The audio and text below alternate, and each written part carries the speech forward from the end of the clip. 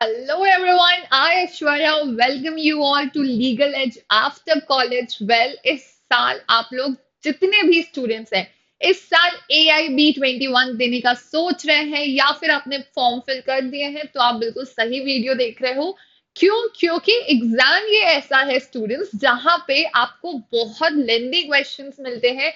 और ठीक है, बुक्स ले जाना, बुक्स नहीं, बैराक्स ले जाना यहाँ पे अलाउड रहता है, लेकिन फिर भी आखिर टाइम मैनेजमेंट कैसे किया जाए और साथ ही सारे क्वेश्चंस यहाँ पे एग्जैक्टली कितने क्वेश्चंस होते हैं, कितने आपको मिनिमम स्कोर करने हैं, और सबसे मेनली आखिर टाइम मैनेज कैसे करना है। तो आज मैं आपको बताने वाली हूँ कि आपको वहां पे एग्जामिनेशन हॉल में कुछ ऐसी स्ट्रैटेजीज हैं जो आपको थोड़ा सा होल्ड ऑन करने की जरूरत है, जिसके वजह से और जिसकी हेल्प से आप अपने क्वेश्चंस यहाँ पे अटेम्प्ट कर पाएंगे और एक मिनिमम जो स्कोर है उससे ज्यादा ही आप यहाँ पे स्कोर कर पाएंगे। ठीक है, तो किसी भी एग्जाम को देने से पहले स्टूडेंट्स थोड़ा सा उसके एग्जाम के बारे में हम समझ लेते हैं। वैसे तो आपको पता ही होगा, लेकिन अकॉर्डिंग टू मी यहाँ पे आपको कितना आखिर मैनेजमेंट किन किन चीजों का ध्यान रखना है, जिस वजह से आपकी जो स्पीड है वहां एग्जामिनेशन हॉल में वो सही रहे। और यहाँ पे क्योंकि क्या होता है, कभी कभी हमें बहुत सारे क्वेश्चंस आते भी हैं, उनके सवाल के जवाब आते भी हैं, लेकिन हम टाइम मैनेजमेंट नहीं कर पाते। हम यहाँ वहां बेयर एक्ट्स में इतना ज्यादा सर्च करने में उलझ जाते हैं कि हमारा कम से कम 20 से 25 मिनट यही सब चीजों में निकल जाता है। ठीक है, तो कुछ चीजों का बहुत अच्छे से ध्यान रखेंगे। देयर आर 100 क्वेश्चंस जिसमें 180 मिनट्स आपको मिलेंगे, नेगेटिव मार्किंग नहीं है। और मिनिमम वैसे बोलते हैं कि 45 मिनिमम मार्किंग होनी चाहिए आपको, मतलब लाना है 45 मिनिमम मार्क्स। लेकिन हर साल ऐसा ट्रेंड देखा गया है कि 5 to 7 क्वेश्चंस यहाँ पे क्या होते हैं, ऑमिट होते हैं। ठीक है, so for me, according to me, यहाँ पे एटलीस्ट आप कोशिश करो कि मिनिमम मार्क्स जो आप लाओ, सेफ स्कोर जो आपका रहेगा वो 50 या फिर 55 प्लस होना चाहिए। ठीक है, उससे कम नहीं होना चाहिए। और कोशिश करिए कि आप यहाँ पे ज्यादातर जितने भी क्वेश्चंस हो उसको सही ही यहाँ पे आप क्या करें, मार्क करें। ठीक है, देखिए क्वेश्चन नंबर भले बहुत कम होते हैं यहाँ पे, लेकिन जो क्वेश्चन का जो पैटर्न होता है, जो एग्जाम का पैटर्न होता है, AIB ने पिछले 2-3 सालों से थोड़ा सा इसको शिफ्ट कर दिया है। स्टूडेंट्स, क्वेश्चंस अब थोड़े से आपको लेंथी देखने को मिलते हैं, डायरेक्ट इंडेक्स बेस्ड नहीं मिलते हैं। हम अपने सीनियर्स को सुनते थे कि हाँ ट्रॉली लेके जा रहे हैं AIB एग्जामिनेशन में। उस टाइम लगता था when we were into the college कि ऐसा भी कोई एग्जाम होता है जहां पे ट्रॉली में बुक्स ले जाना अलाउड है। तो हाँ ठीक है, पर उसका यूटिलाइजेशन आप कितनी भी वेयर एड्स ले जाओ, लेकिन अगर आपको ये नहीं पता कि उन वेयर एड्स को आपको यूज कैसे करना है, तो शायद आप ट्रक भर के भी ले जाओ, वो भी इतना यूजफुल नहीं रहेगा। ठीक है, तो देखिए जब भी आप वेयर एड्स लेके जाते हो वहां पे, तो आप थोड़ा सा ना प्री प्रिपरेशन जरूरी है। ठीक है, आपको पहले से थोड़े से आप PYQs, यहाँ पे जो क्वेश्चंस होते हैं AIB के, जितने भी यहाँ पे प्रीवियस ईयर क्वेश्चंस हैं स्टूडेंट्स, ठीक है, प्रीवियस ईयर क्वेश्चंस हैं या फिर पेपर्स हैं, एक बार उसको एनालाइज कर लो आप कि एटलीस्ट कौन से एरिया से यहाँ पे क्वेश्चंस पूछे जा रहे हैं। थोड़ा सा मैपिंग कर लो। मैपिंग मार्क नहीं करना है बेयर एक्ट में, लेकिन मेंटली एक जो मैपिंग होती है कि कहाँ पे क्या दिया गया है। ऑल दो यू ऑल आर ग्रेजुएटेड, इतना बेयर एक्ट थोड़ा बहुत अपन ने पढ़ा ही है। ठीक है, बट एकदम में लीस्ट जो कंडीशन है उसकी यहाँ पे बात कर रही हूँ कि अगर पढ़ाई छूट गई है 1-2 साल बाद AIB दे रहे हैं, इन दैट कंडीशन, कहते हैं ना बुरी से बुरी स्थिति में क्या कर सकते हैं, तो ये वही सोल्यूशन है यहाँ पे।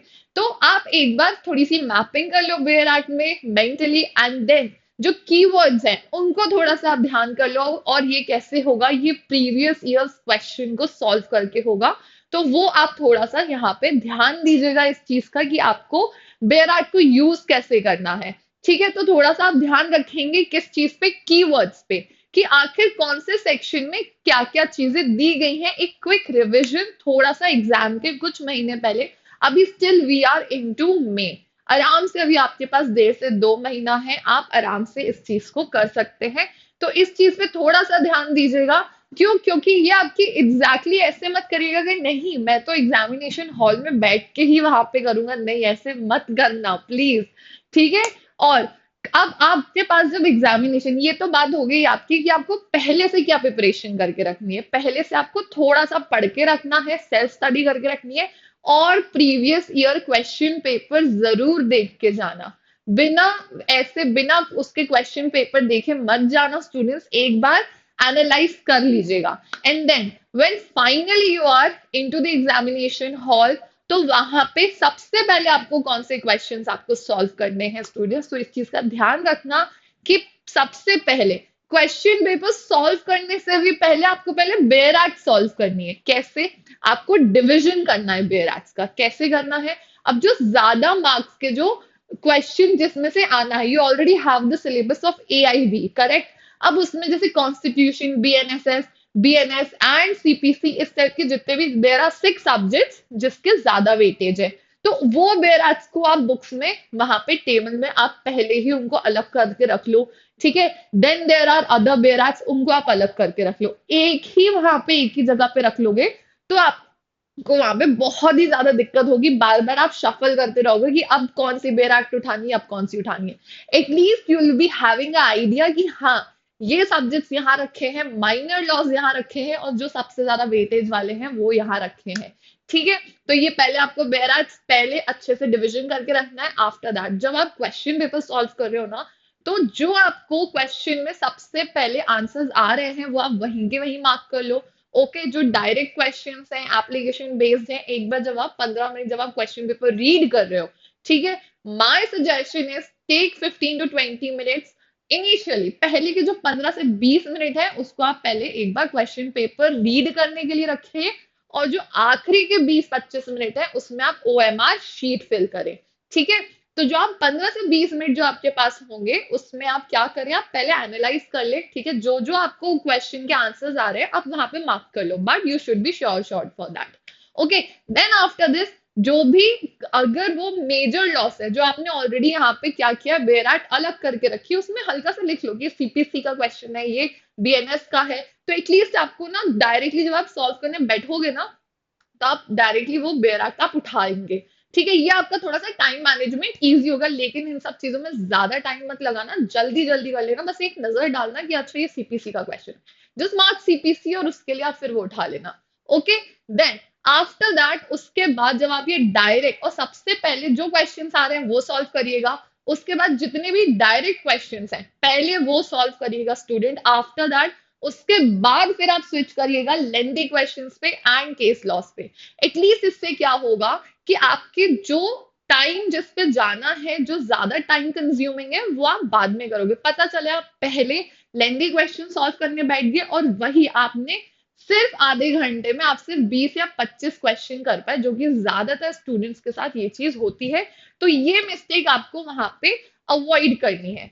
ठीक है। तो यहाँ पे थोड़ा सा आप इस चीज को ध्यान रखिएगा कि इनिशियली जो आपका टाइम रहेगा सबसे पहले आपको किसको देना है, यहाँ पे डायरेक्ट क्वेश्चंस को देना है, और जो इजी क्वेश्चंस है आफ्टर दैट, जो बाद में फिर आपको जो थोड़े मॉडरेट क्वेश्चंस हैं उनको टाइम दीजिएगा, एंड आफ्टर दैट जो आपके टफ क्वेश्चंस है, केस लॉज है, ओके, उनको टाइम दीजिएगा। तो थोड़ा सा बाइफर्केशन, और मतलब पहले से ही एग्जाम हॉल में जाने के एक दिन पहले से ही ना ये स्ट्रैटेजीज बना के जाना, इससे आपका टाइम मैनेजमेंट बहुत अच्छे से होगा, और इससे आपकी स्पीड मेंटेन रहेगी वहां एग्जामिनेशन हॉल में।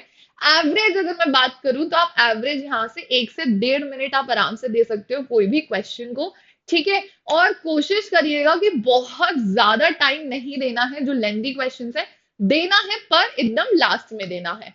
ठीक है। क्लियर है ये चीज? आई होप ये स्ट्रैटेजीज आपको वहां पे बहुत ज्यादा काम आने वाली हैं। ठीक है। जैसे मैंने आपको बताया कि सबसे पहले आप क्या करो, सबसे पहले आप क्वेश्चन रीड करो, और हाँ जितने भी ऐसे क्वेश्चन होते हैं ना जहां पे डू नॉट, इनकरेक्ट एंड यहाँ पे नेगेटिव क्वेश्चन अगर पूछे जाते हैं तो उनको पहले ही आप क्या कर लो, सर्कल कर लो।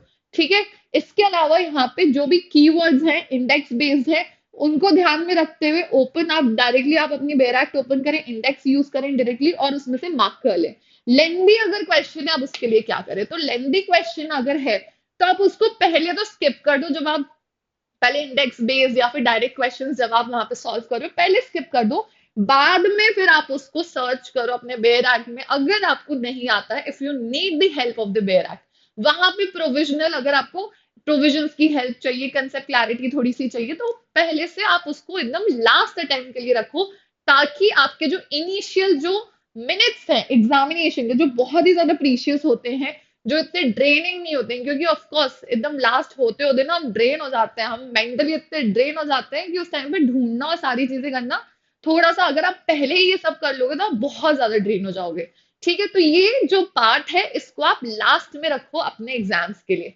ठीक है, कंप्लीट स्पीड की अगर मैं बात करूं तो हाँ, यहाँ पे आपको सबसे, मतलब अगर आपको अपनी स्पीड वहां पे मेंटेन रखनी है विथ एक्यूरेट आंसर्स, तो आपको ध्यान में रखना होगा कि थोड़े से आपको ना पहले से प्रिपरेशन करनी होगी, जिसके लिए आपको जरूरी है कि आप इंडेक्स से ऑलरेडी आप फेमिलियर रहो। उसके लिए थोड़ा सा पहले से पढ़ना होगा स्टूडेंट्स, इंडेक्स पढ़ना होगा, अंदर से थोड़ा सा पढ़ना होगा, वहां पे प्रोविजंस आप थोड़े से पढ़ के रखो, और साथ में पीवाई क्यूज को आप जरूर ध्यान रखिए। ठीक है, डायरेक्ट क्वेश्चंस हैं उनको आप पहले यहाँ पे एनालाइज करिए, और थोड़ा सा कोशिश करिएगा कि आप बेयर आर्ट के ऊपर कम डिपेंडेंट रहो। क्यों? क्योंकि बेयर आर्ट पे अगर आप कंप्लीटली डिपेंडेंट रहोगे ना, तो वो जेन्युइनली बहुत ज्यादा टाइम टेकिंग होगा। ठीक है, और इसके अलावा यस, स्पीड का वी हैव ऑलरेडी डिस्कस कि आप अपनी जो आपकी पेस होगी वो आप आराम से 1.5 या 2 मिनट की आप रख सकते हैं।